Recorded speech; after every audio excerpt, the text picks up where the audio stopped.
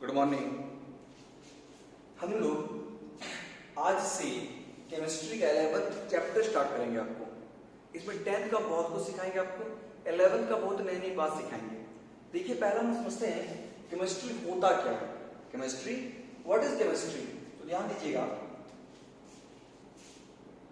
It is a branch of science, branch of science in which we study about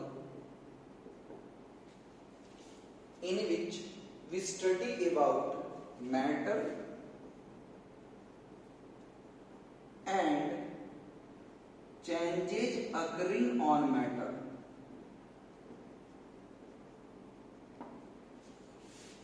यह विज्ञान का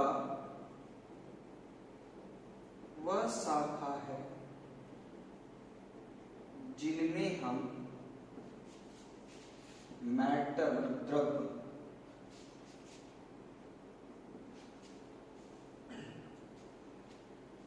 यह विज्ञान का वह शाखा है जिनमें हम मैटर तथा उनमें हो रहा बदलाव का अध्ययन करते हैं।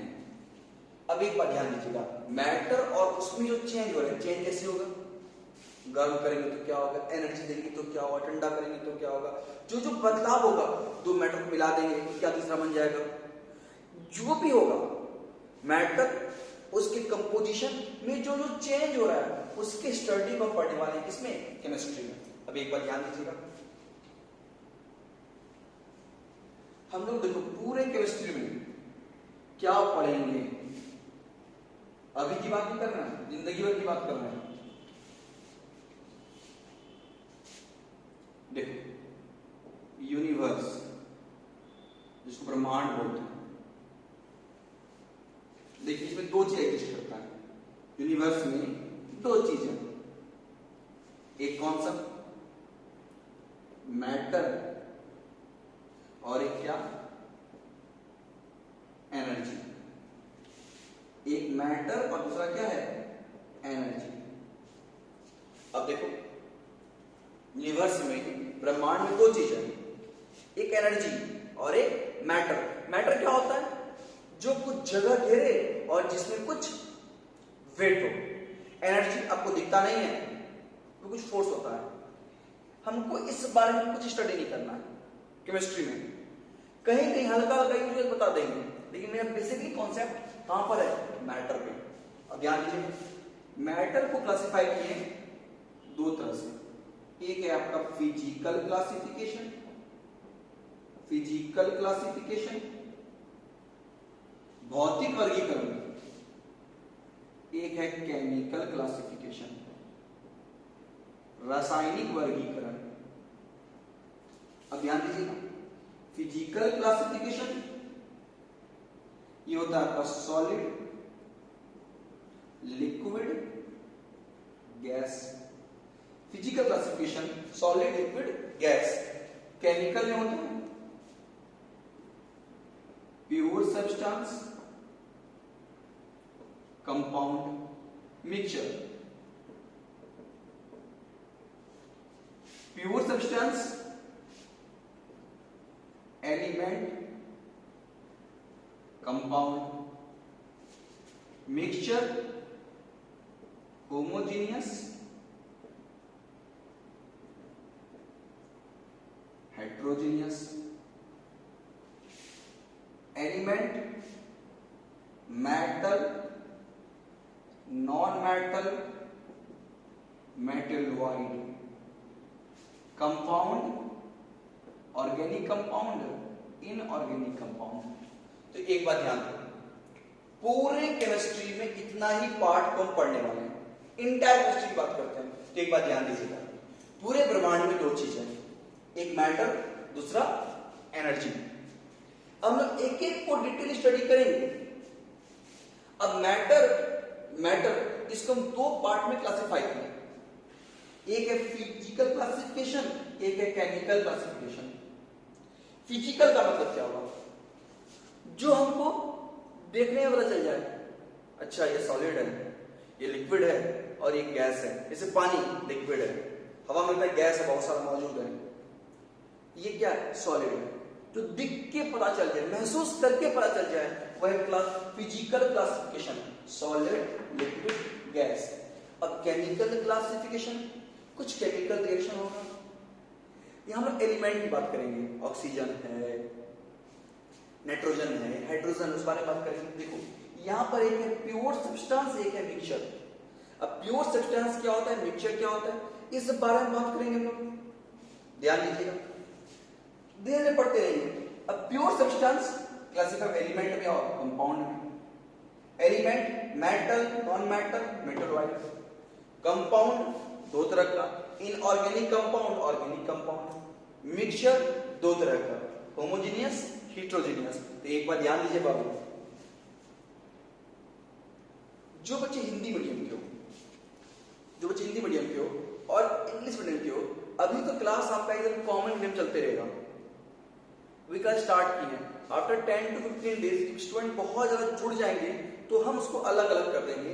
हिंदी मीडियम का अलग बैच लगा देंगे और इंग्लिश मीडियम का अलग बैच लगा देंगे, क्योंकि अभी उतना स्टूडेंट है ही नहीं जो हम अलग अलग बैच को करें। तो एक बात ध्यान दीजिएगा, हिंदी लिखिएगा, यूनिवर्स मतलब क्या होगा? ब्रह्मांड। मैटर मतलब द्रव्य, एनर्जी मतलब ऊर्जा। फिजिकल क्लासिफिकेशन भौतिक वर्गीकरण, केमिकल क्लासिफिकेशन रासायनिक वर्गीकरण, सॉलिड, ठोस, द्रव्य, गैस। प्योर सब्सटेंस शुद्ध पदार्थ, मिक्सचर मिश्रण, एलिमेंट तत्व, धातु, अधातु, उपधातु, यौगिक यानी कि ऑर्गेनिक कंपाउंड तो कार्बनिक यौगिक, इनऑर्गेनिक कंपाउंड अकार्बनिक यौगिक, होमोजीनियस मिक्सचर समांगी मिश्रण, समांगी मिश्रण, हेटेरोजेनियस मिक्सचर विषमांगी मिश्रण, विषमांगी मिश्रण। उसको आप एक डिटेल नोट्स को बनाते जाएं। तो चलिएगा तो स्टार्ट करते हैं। पहला क्लासिफिकेशन, फिजिकल क्लासिफिकेशन। हम लोग पहले यहां तक पढ़ लेंगे, उसके बाद आगे बात करेंगे। तो ये हमको 2 से 3 लेक्चर लग जाएगा यहां तक समझाने में आपको।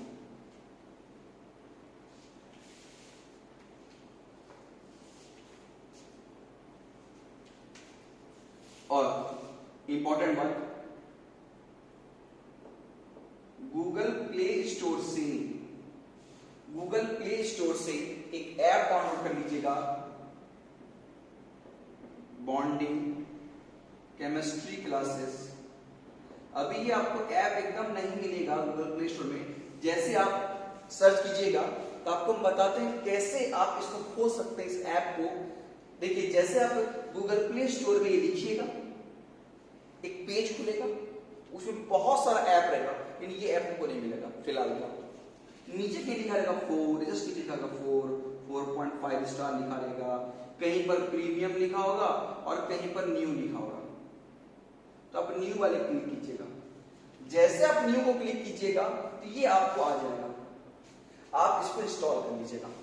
अभी इस ऐप में कुछ भी नहीं है, सिर्फ ये एक ऐप है जो कि आपके फोन रहना चाहिए, जिसमें कुछ भी नोटिस आएगा, इसमें आपको या जब ऐप खोलिएगा तो ऐप में बहुत सारा कोर्स आएगा, ऑनलाइन पैकेज होगा, एग्जाम शेड्यूल होगा, आपका यहाँ पर एक नोटिस बोर्ड भी होगा। उस नोटिस में बहुत सारा आपको नोटिस देते रहेंगे, जैसे एग्जाम कब होगा, क्लास अगला क्लास कब होगा। इसलिए आप इसको इंस्टॉल करना आपके लिए बहुत जरूरी है। और इसी ऐप के थ्रू एग्जाम भी होगा, एग्जाम में टाइमर लगा रहेगा कि इतना समय में आपका पेपर ऑटोमेटिक सबमिट हो जाएगा, वो सारा कुछ रहेगा। आपको ऑनलाइन में ऑफलाइन पे जैसा पढ़ने का इन्वायरमेंट क्रिएट किया जाएगा। तो एक बात ध्यान दीजिएगा, हम लोग इतना काम तो करना ही पड़ेगा। और अब हम लोग समझते हैं, पहला क्लासिफिकेशन पढ़ते हैं, फिजिकल क्लासिफिकेशन ऑफ पहले समझिए मैटर क्या होता है।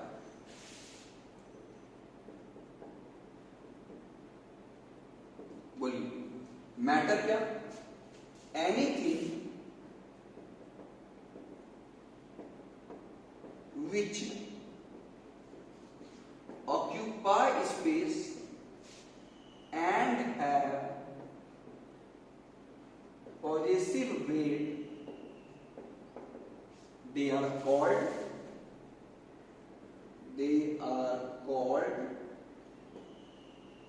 मैटर। कोई भी वस्तु जो कुछ जगह घेरे तथा उनमें कुछ वेट हो, कुछ भार हो, उन्हें मैटर कहते हैं।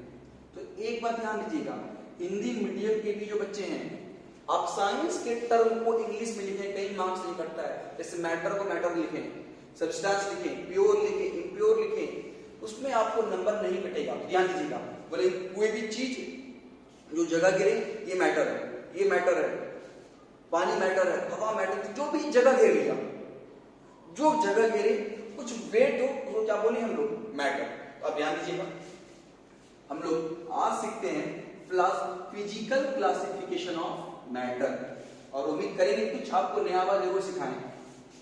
आप लोग आता है पहले से ही, फिर भी फिजिकल क्लासिफिकेशन ऑफ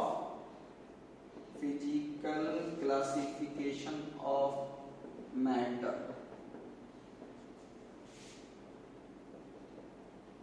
मैटर का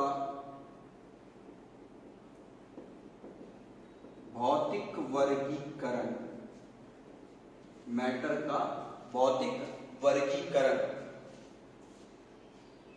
अब देखिए,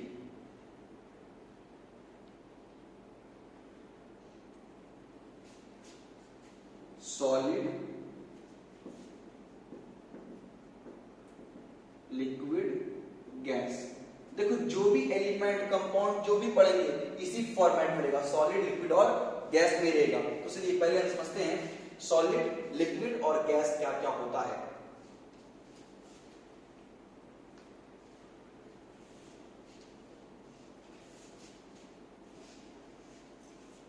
पहला समझते हैं solid.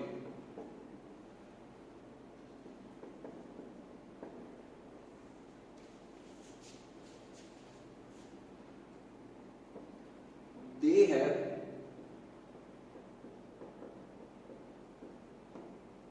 definite shape. They have general characteristic.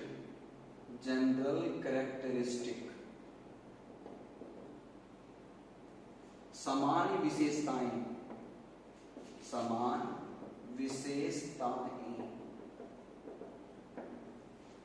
They have definite shape, mass and volume। इनका निश्चित आकार, भार तथा आयतन होता है। They have definite shape, mass and volume। They have short intermolecular distance। इनका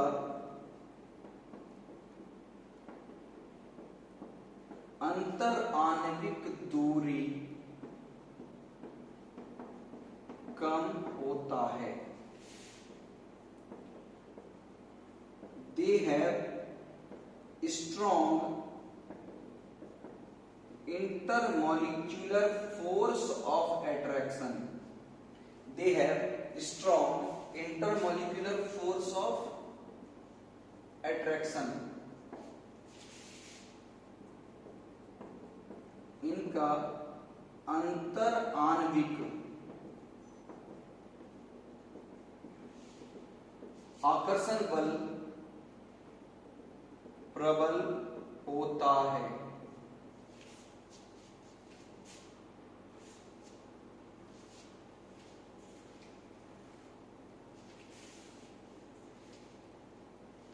आप स्क्रीनशॉट ले लेके लिख लीजिएगा।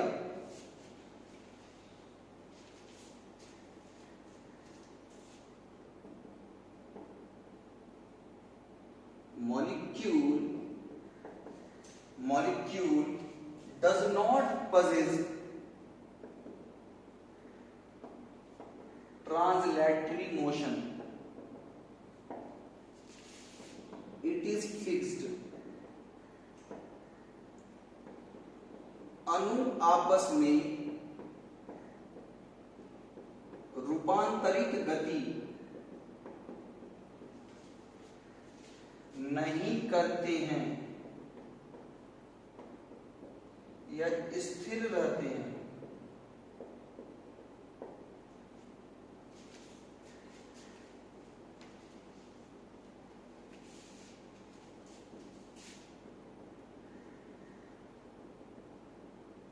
They are rigid and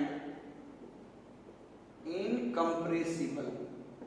They are rigid and incompressible।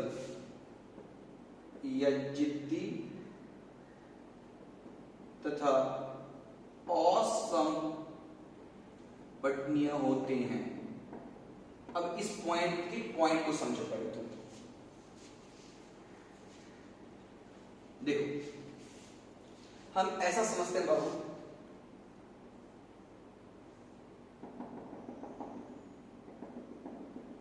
ऐसा मान के चलते हैं, इससे भी तो बहुत ज्यादा, इससे भी बहुत कम गैप होता है, यहां तो कुछ गैप है भी नहीं। अब ध्यान दीजिएगा सब, हम बोलेंगे सॉलिड। देखो, ये सॉलिड है और ये सॉलिड है, आप इस दोनों को समझिएगा, समझ जाइएगा सॉलिड क्या होता है। पहला, सॉलिड डेफिनेट शेप होगा, मास होगा, वॉल्यूम होगा। इसको समझिए पहले बात को। देखिए, इसका शेप सिलेंड्रिकल है, तो नॉर्मल केस में 1 साल के बाद भी सिलेंड्रिकल रहेगा। हीट करेंगे या कुछ करेंगे तो ही शेप चेंज होगा, लेकिन विदाउट एनी कंडीशन, इसमें कुछ नहीं करेंगे तो शेप यही रहेगा, डेफिनेट शेप है। अगर ये 10 ग्राम का है तो हमेशा 10 ग्राम का ही रहेगा। तो ध्यान दीजिएगा, इसका मतलब क्या होगा? डेफिनेट शेप, डेफिनेट मास, डेफिनेट वॉल्यूम। इस वॉल्यूम को समझो। अगर हम इसके भीतर में अगर 10 ml भर पा रहे हैं तो अभी 1 साल बाद भी 10 ml ही भर सकते हैं। इसमें ध्यान दीजिएगा, तो क्या डेफिनेट शेप, मास और वॉल्यूम।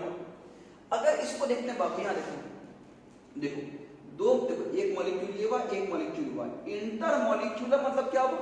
2 मॉलिक्यूल के बीच की बात कर रहे हैं, इंटर मॉलिक्यूलर। हम यूज करेंगे इंट्रा मॉलिक्यूलर, बहुत जगह यूज करेंगे इंट्रा मॉलिक्यूलर। इंटर मॉलिक्यूलर अंतर आणविक, 2 मॉलिक्यूल के बीच की बात कर रहे हैं। अब देखो, तो 2 मॉलिक्यूल के बीच का दूरी क्या है? बहुत कम। देखो, अगर मान लो दूरी बहुत कम होगा तो लगने वाला फोर्स क्या होगा? बहुत स्ट्रांग होगा। ध्यान दीजिएगा, देखो, जितना दूरी बढ़ेगा उतना फोर्स क्या होगा? कमजोर। जितना दूरी बढ़ेगा उतना फोर्स क्या होगा? कमजोर। एक बात ध्यान दीजिएगा, तो हम क्या बोलेंगे? 2 मॉलिक्यूल के बीच का दूरी बहुत ही कम होगा। दूरी बहुत कम होगा तो इनके बीच लगने वाला फोर्स ऑफ अट्रैक्शन क्या होगा? इनके बीच लगने वाला फोर्स ऑफ अट्रैक्शन क्या होगा?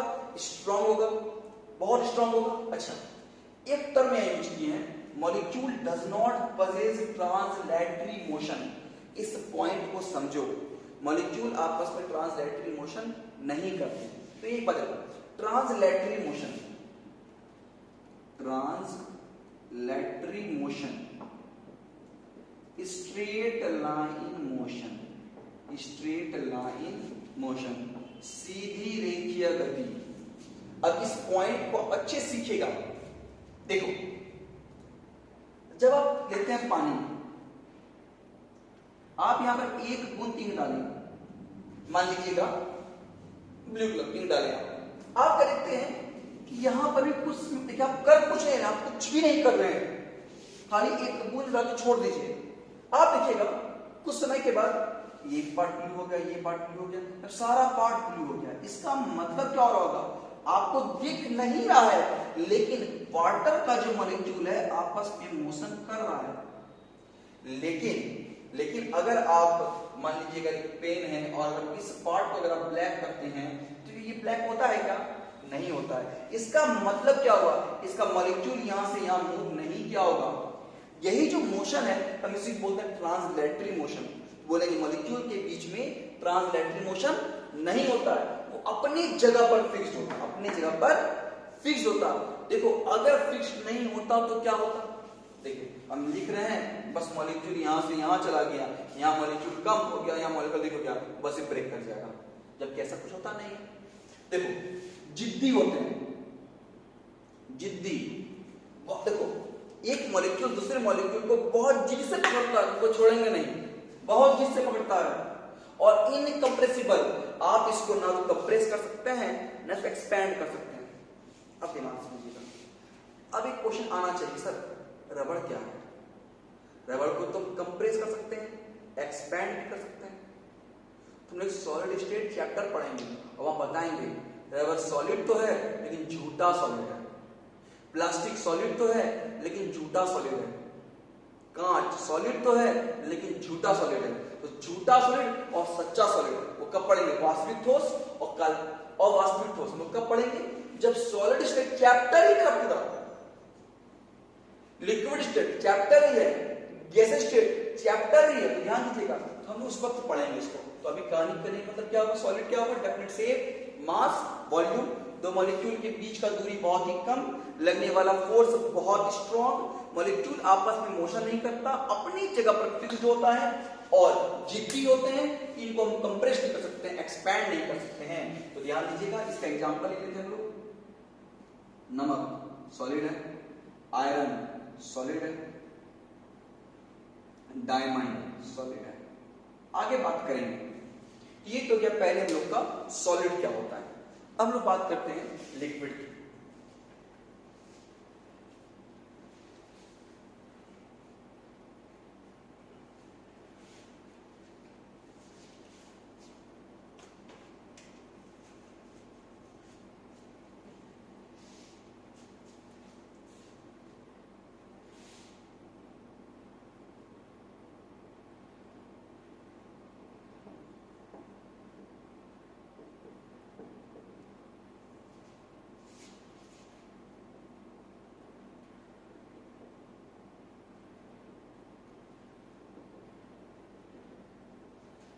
जनरल कैरेक्टरिस्टिक्स, सामान्य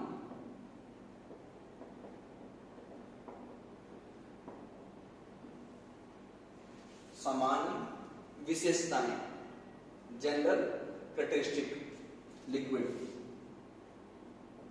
they have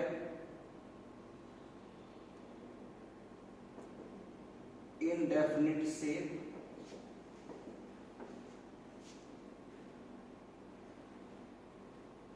and a definite mass. They can acquire the shape of container in which it is kept. इनका निश्चित भार तथा अनिश्चित आकार होता है। इनको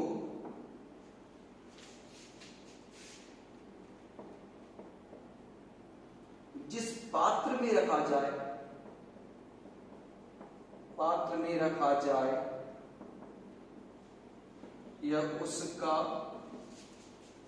आकार ग्रहण कर लेता है। दूसरा, they have large intermolecular distance as compared to solid. ठोस की तुलना तुलना में इनका अंतर आणविक दूरी अधिक होता है, अधिक होता है।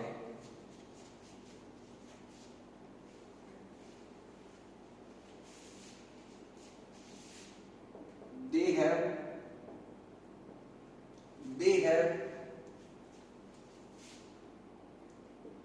weak intermolecular force of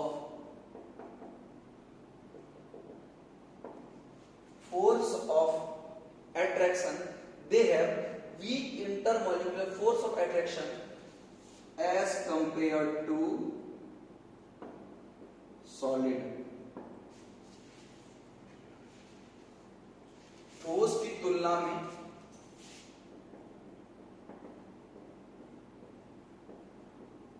में अंतर आणविक आकर्षण बल, अंतर आणविक आकर्षण बल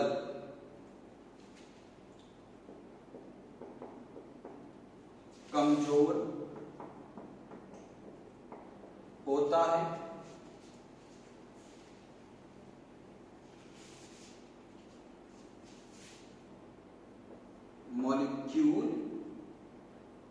मॉलिक्यूल possess ट्रांसलेटरी मोशन, अणुओं के बीच में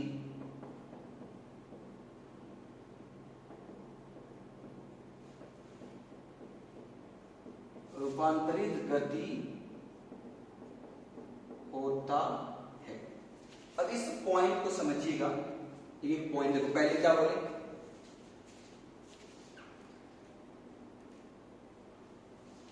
देखो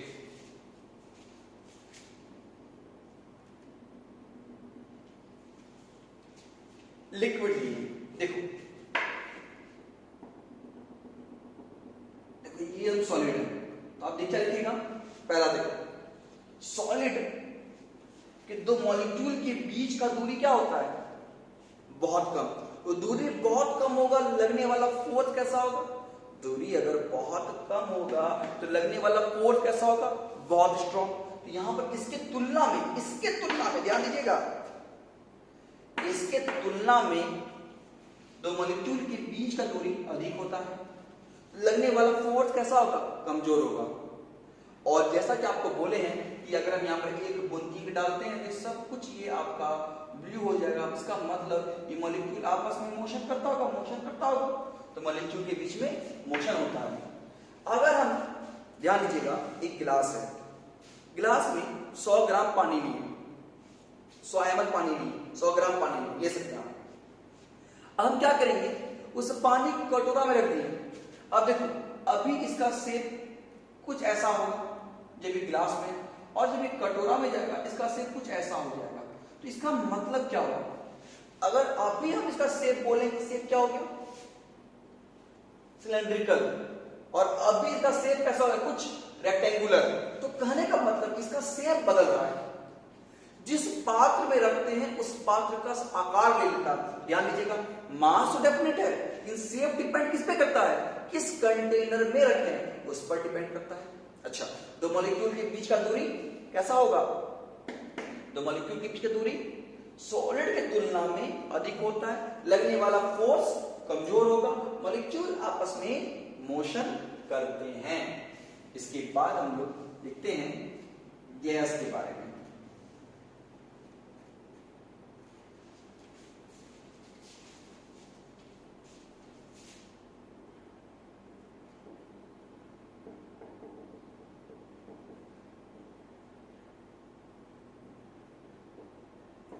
They do not have definite shape and volume.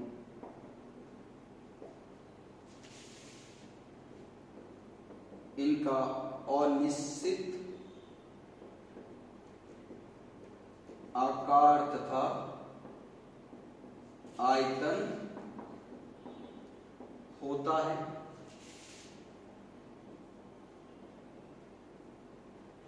They have large intermolecular distance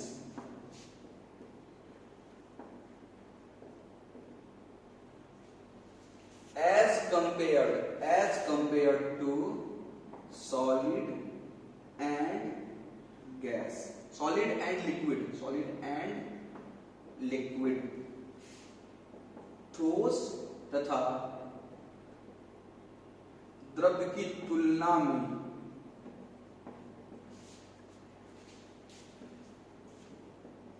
अंतर आणविक दूरी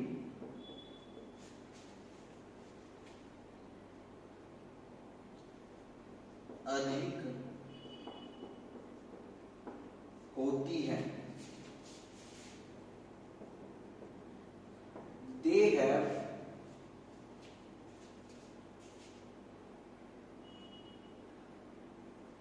weak intermolecular force of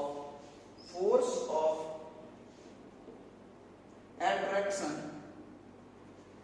as compared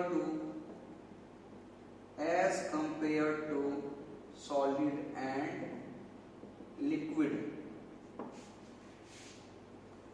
ठोस तथा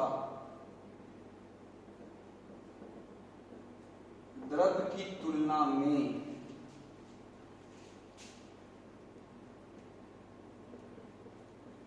अंतर आणविक आकर्षण बल कमजोर होता है।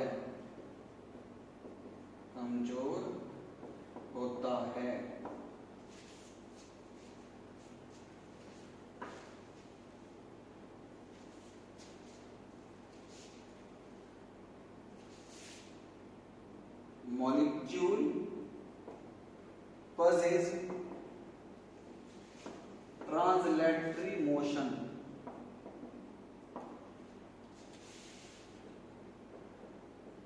अणु आपस में ट्रांसलेटरी मोशन करते हैं। अणु आपस में ट्रांसलेटरी मोशन करते हैं।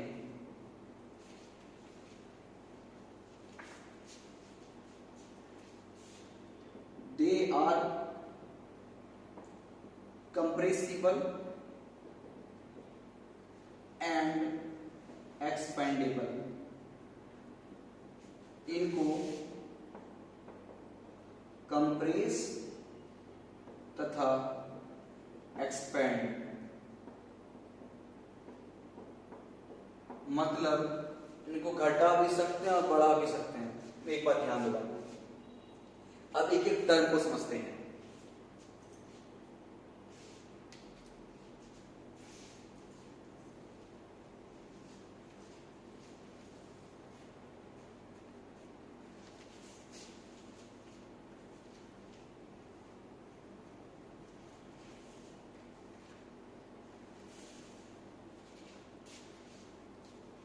आप इस पॉइंट को समझें। देखो पहले क्या बोले, इनडेफिनिट शेप इनडेफिनिट वॉल्यूम। इसको समझो पहले चीज को। जैसे कि मान लो एक गैस है, ध्यान दीजिएगा। एक सिलेंडर में हम लोग गैस को भरें। अब इसका आकार सिलेंड्रिकल है। अब मान लो इसको हम लोग एक रेक्टेंगुलर बॉक्स में डाल देंगे। अच्छा सीखिएगा। देखो अभी ये सिलेंड्रिकल है ऐसा। देखो मान लो, देखो अब ये मान लीजिए 200 cm³ जगह घेर रहा है। इसको बोलते हैं वॉल्यूम। ये 200 cm³ जगह घेर रहा है। और मान लीजिएगा ये सिलेंडर, ये जो है आपका एक रेक्टेंगुलर बॉक्स है और इसका जो पूरा जगह है ये आपका है 500 cm³। जब हम इस गैस को इसमें डालें तो हम क्या देखते हैं, यहाँ देखो ये पूरा गैस क्या, यहाँ देखो ये क्या किया, पूरा का पूरा जगह घेर लिया, पूरा जगह घेर लिया। ध्यान दीजिए गैस का, इसमें अगर 100 ग्राम गैस है तो इसमें भी 100 ग्राम गैस ही होगा। मास और वॉल्यूम को पहले दूर कीजिए, मास फिक्स्ड होता है। अगर ये 100 ग्राम होगा तो ऐसा नहीं होगा कि हम एक बड़ा बर्तन में लिए तो 100 ग्राम अपने आप बढ़ के 250 ग्राम हो गया, ऐसा नहीं होगा। देखिए मास एक्चुअल वेट क्या होगा, कितना भार हुआ, और वॉल्यूम कितना जगह को एक्वायर किया, कितना जगह घेरा, इसको बोलते हैं वॉल्यूम।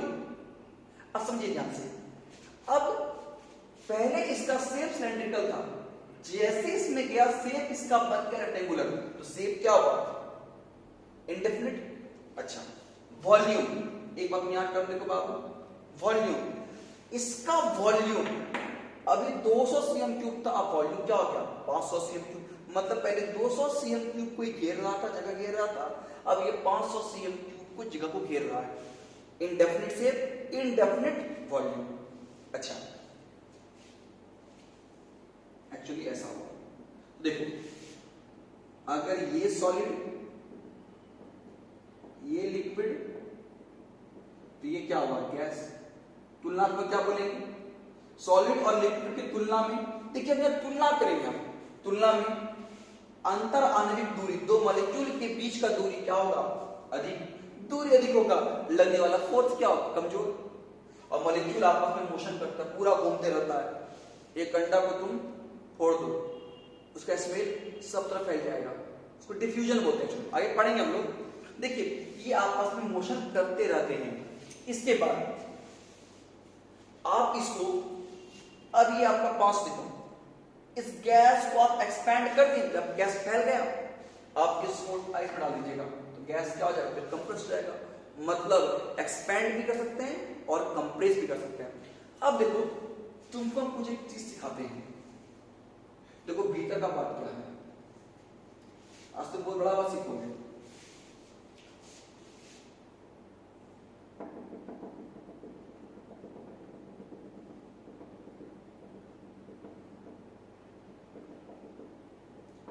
ये सॉलिड,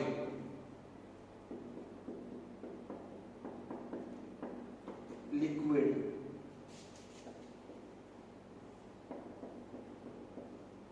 और ये गैस। तो एक बार देखो तो आप सुनिएगा, गैस को आप बहुत कंप्रेस कीजिएगा, बहुत कंप्रेस कीजिएगा, गैस लिक्विड बन जाएगा। लिक्विड कंप्रेस कीजिएगा तो बन जाएगा सॉलिड।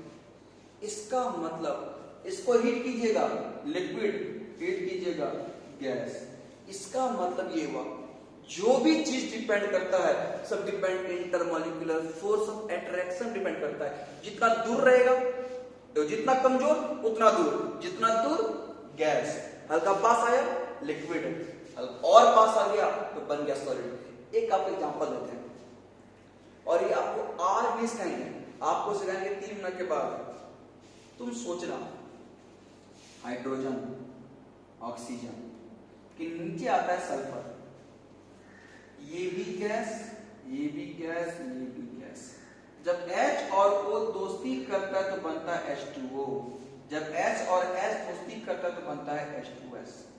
ये बन गया लिक्विड और ये बन गया गैस। अब बताओ, दो गैस आपस में दोस्ती किया बन गया लिक्विड, दो गैस आपस में दोस्ती किया बन गया गैस। ये कैसे होगा, यही तो केमिस्ट्री है, बस यही पढ़ेंगे। अब यही पढ़ने वाले हैं, रिएक्शन क्या होगा, कैसे क्या होगा, नहीं होगा। फिलहाल के लिए अगर हम एक कॉन्सेप्ट यूज करें तो जरूर जब H और O टकराया होगा, और जब H और H टकराया होगा, H और S टकराया होगा तो कुछ ऐसा बना होगा, इस दोनों के बीच का दूरी कुछ ऐसा होगा, और जब ये और ये टकराया होगा तो दूरी कुछ ऐसा होगा। अब दिमाग में क्वेश्चन आएगा, सर कैसे जानेंगे कि कौन पास में आएगा कौन दूर में जाएगा। अब कौन पास में आएगा कौन दूर में आएगा तो ये जान नहीं पाओगे। उसके लिए आपको पढ़ना पड़ेगा, आगे चैप्टर जब पढ़ेंगे अब सबका फोर्स पढ़ेंगे, ताकतवर कौन, कमजोर कौन। अगर जब दो ताकतवर दोस्ती करेगा तो क्या होगा, एक कमजोर एक ताकतवर दोस्ती करेगा तो क्या होगा, दोनों कमजोर करेगा तो क्या होगा, क्या क्या कंडीशन होगा, सारे चीज को हम लोग स्टडी करेंगे। हम लोग आज सिर्फ कितना पढ़े हैं, मैटर और उसका क्लासिफिकेशन में सिर्फ पढ़े फिजिकल स्टेट, सॉलिड, लिक्विड और गैस, इतना ही पढ़े।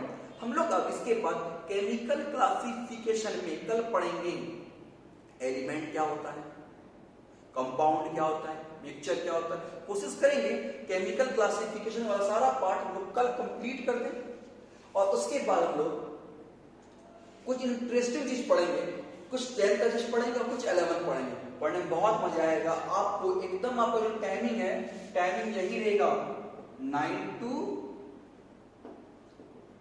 10, इसी से बीच में टाइम रहेगा आपको। आप एकदम रेगुलर रहें, घबराने की कोई जरूरत नहीं है, आपको एकदम ऑनलाइन ऑफलाइन जैसा मजा आएगा।